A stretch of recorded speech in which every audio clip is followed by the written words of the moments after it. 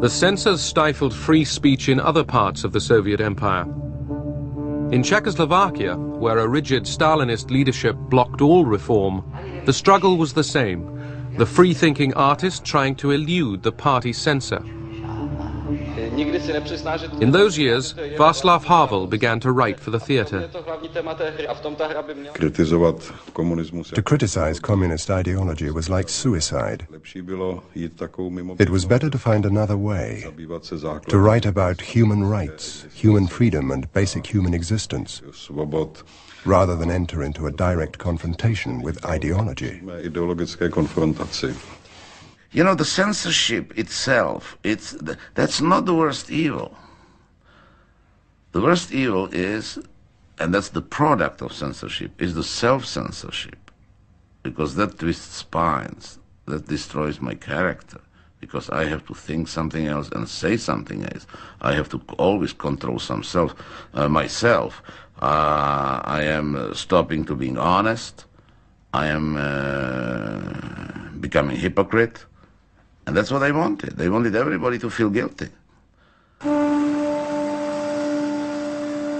Whatever went wrong, the communist system itself must never be blamed.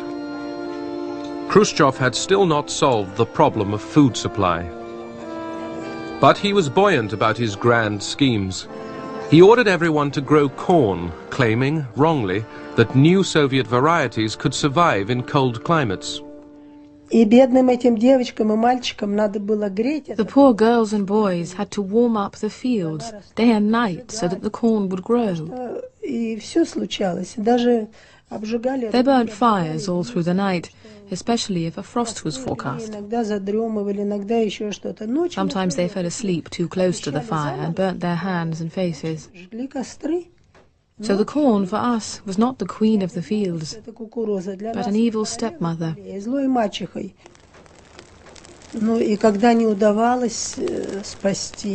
When they couldn't save the crops, despite burning the fires, the boys would put on a brave face. But the girls cried bitter tears, because the crop had died.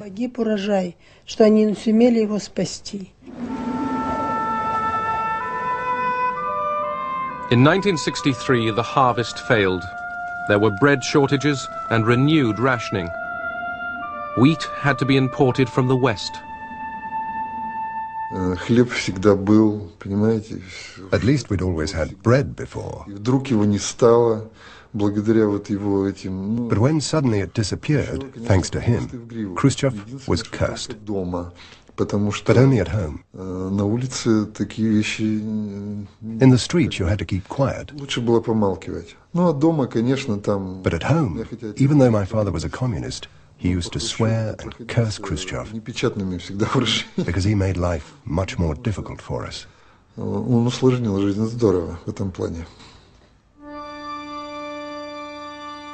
The Soviet people, officials and citizens alike, were losing patience with Khrushchev. His great plans all seemed to end in calamity. Khrushchev's peasant boisterousness amused the West, but it shocked Russians. They found him clownish, irresponsible. Over Cuba, he had nearly blundered into nuclear war.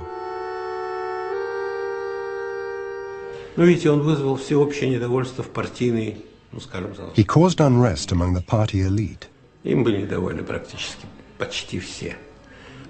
Almost everyone was dissatisfied with him, but for various reasons.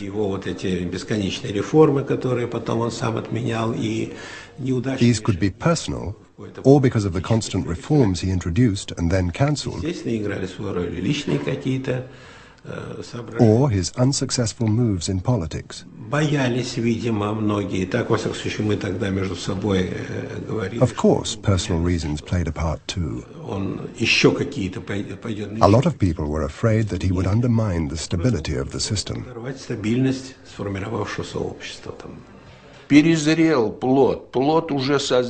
The fruit was overripe. We had to decide quickly, before the fruit fell and started to decay and infect society, because then society would start to rot. That is why we made the decision to depose Khrushchev. It was done quietly, without any blood. The Politburo selected Leonid Brezhnev to lead the attack on Khrushchev. In October 1964, Khrushchev was deposed. I met him. He gave me his briefcase, and he never touched it again. He said, "It's all finished. I resign." When they all went into lunch, I left. I didn't want to join them. I don't think they actually invited him to have lunch anyway. He was in a state of nervous stress. He was very unsettled. He couldn't find a place for himself. He would go to the dacha, come back, sit around. It was a month and a half before he gradually calmed down. Few people missed Khrushchev. Many wanted a firm hand on the tiller again.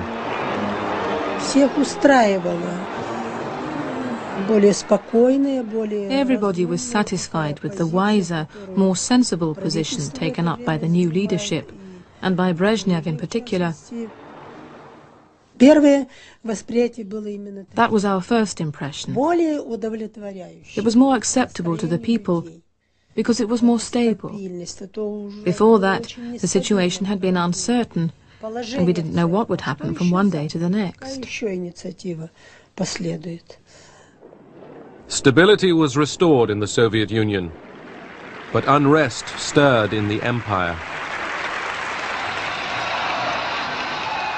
In Czechoslovakia, the repressive regime of Antonin Novotny still stamped on demands for a more open society.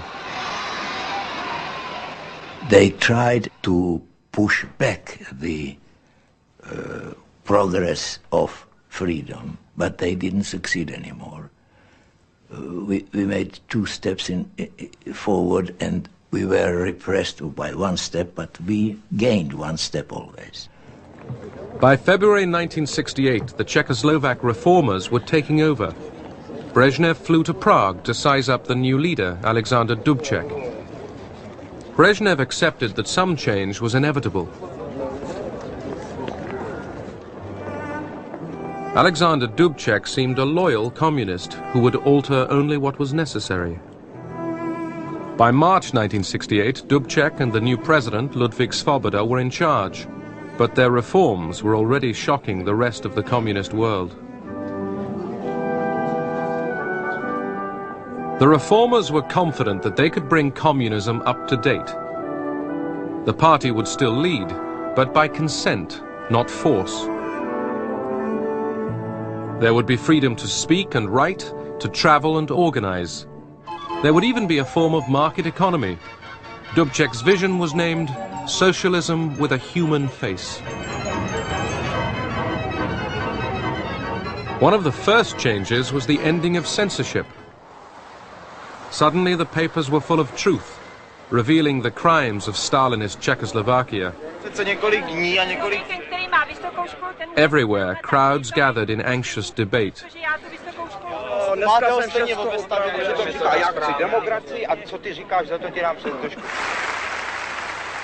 After 2 decades of terror and silence, Czechs and Slovaks had found their voice again.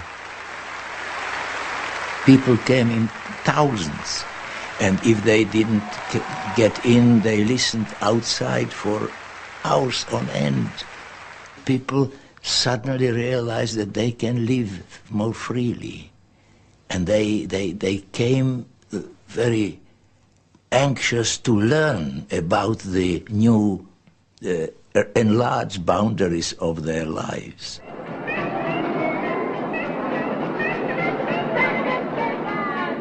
Western styles and visitors poured in.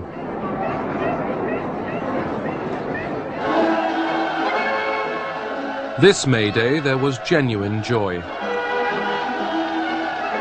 trust was growing between the people and their leaders. But could communism be reformed? On the one hand, they wanted to preserve communism and socialism, as they called it. But on the other hand, they wanted to give it a human face, which meant that they wanted to lift the lid a little. But they hoped that the lid would not fly off with the pressure inside the cooker, as it were, that they would still be able to contain the situation. Well, it was funny that, before, in the 50s and like that, people were looking over their shoulders, who could be following you, and if they had some, somebody brought from West some newspaper, it was in the pockets, deep in the pockets. In the 60s, in the euphoria of free press, everybody was talking freely and at the same time looking over their shoulders. Because I think it was a freedom in spasmodic freedom, that people were really, it was like a freedom unleashed by fever, It was not really a comfortable freedom. It was not.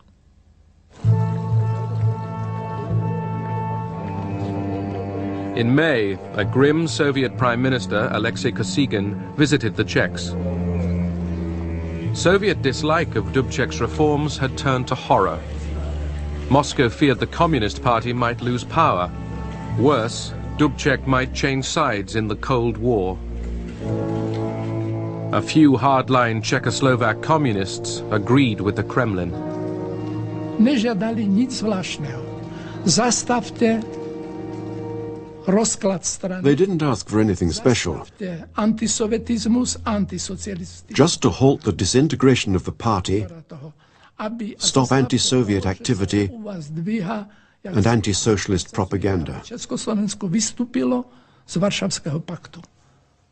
Stop the growing voices saying that Czechoslovakia should leave the Warsaw Pact. They said quite openly, we cannot accept it. We cannot allow the border of the West to come right up to the Soviet border.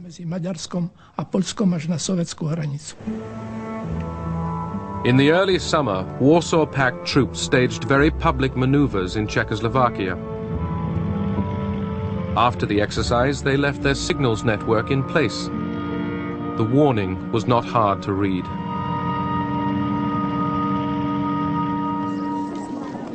Threats from Moscow and the Warsaw Pact failed to make Dubček climb down.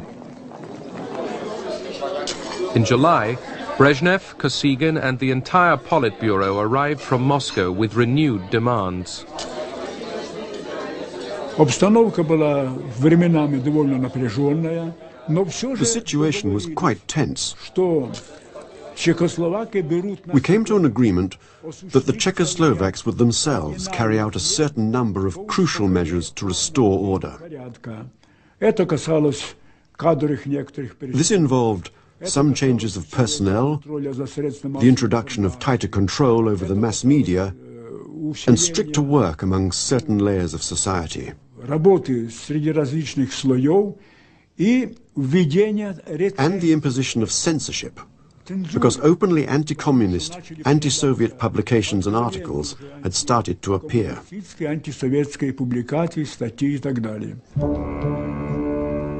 2 days later, the Czechoslovak leaders made some concessions, but it was too late. The Soviet Politburo had already decided to solve the problem by force.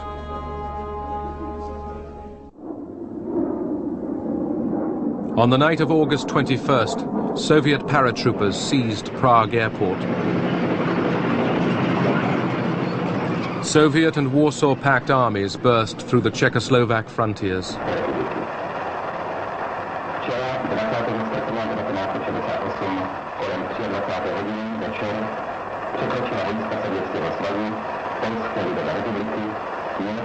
As the invasion began, the Czechoslovak leaders were meeting in Prague.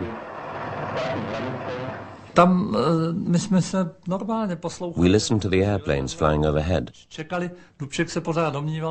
Dubček was waiting for a telephone message, but instead the door suddenly opened and paratroopers came in, carrying Kalashnikovs. They stood behind us and the commander said they were taking us under protection in the name of the forces of the Warsaw Pact. What will happen later, we'll see. We were prisoners.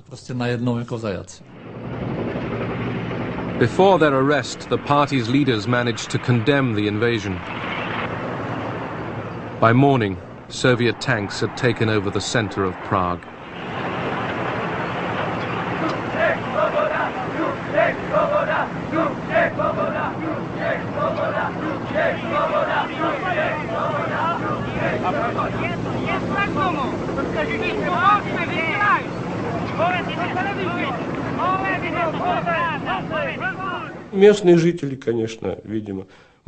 A lot of the population were bewildered. They were surprised. When we'd taken up our positions in front of the target buildings, people started coming up to us, asking, "What's going on? What's happened?"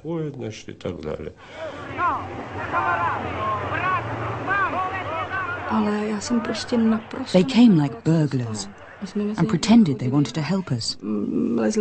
So we went to speak to them. We climbed on the tanks and we told them to go back home, that they had lost their way or been sent to the wrong place. They were really surprised and didn't understand what we were trying to tell them.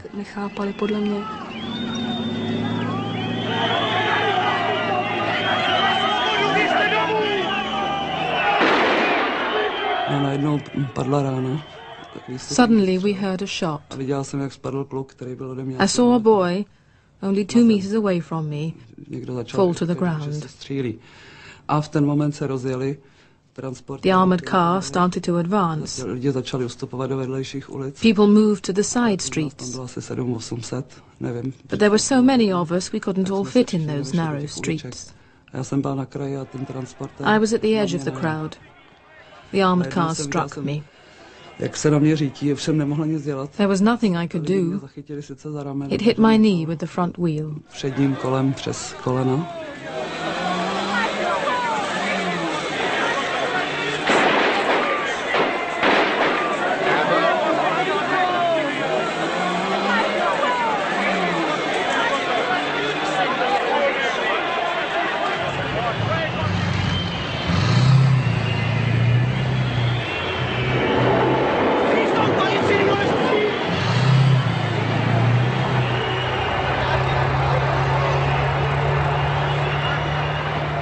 See, I went through the Hitler invasion in 1939, and I must say that the Soviet invasion, 1968, was even crueler impact than the Hitlerite one, because Hitler was our declared enemy. We didn't expect anything from him but the worst.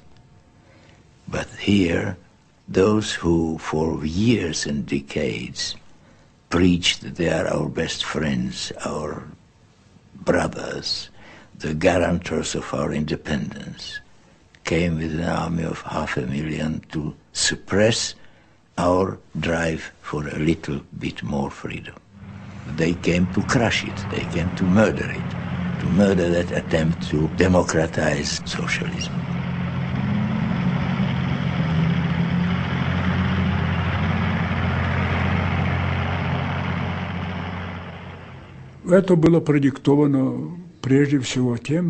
This action was dictated, first of all, by the need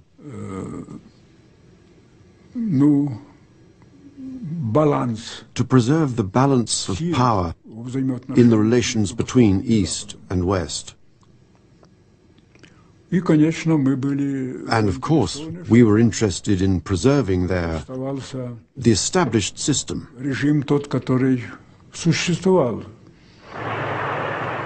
Czechoslovakia's kidnapped leaders decided resistance was hopeless.